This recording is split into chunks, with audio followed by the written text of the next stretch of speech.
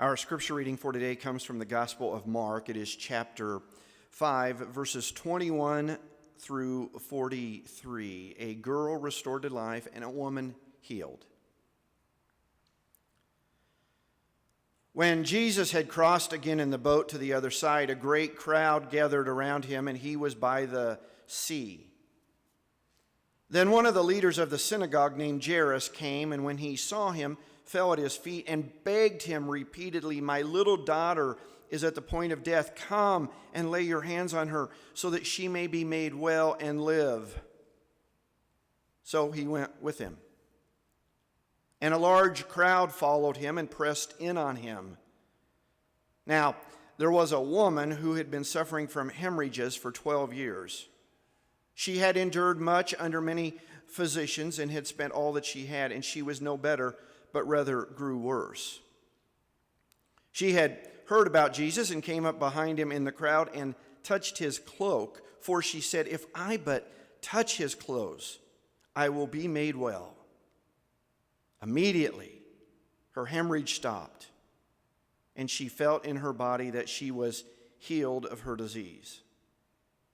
Immediately aware that power had gone forth from him, Jesus turned about in the crowd and said, "Who touched my clothes?" And his disciples said to him, "You see the crowd pressing in on you. How can you say, 'Who touched me?'" He looked all around to see who had done it. But the woman, knowing what had happened to her, came in fear and trembling, fell down before him and told him the whole truth.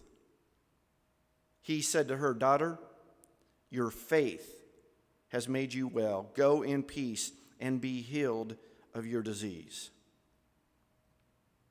While he was still speaking, some people came from the leader's house to say, "Your daughter is dead. Why trouble the teacher any further?" But overhearing what they said, Jesus said to the leader of the synagogue, "Do not fear, only believe." He allowed no one to follow him except Peter, James, and John, the brother of James. When they came to the house of the leader of the synagogue, he saw a commotion, people weeping and wailing loudly. When he had entered, he said to them, "Why do you make a commotion and weep? The child is not dead, but sleeping." And they laughed at him. But he put them all outside and took the child's father and mother and those who were with him and went in where the child was. He took her by the hand and said to her, "Talitha cum," which means, "Little girl, get up." And immediately the girl got up and began to walk about. She was 12 years of age. At this they were overcome with amazement.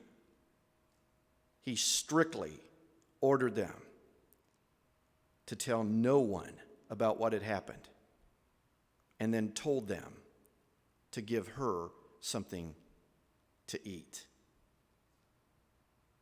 This ends the reading of the word of the Lord for today.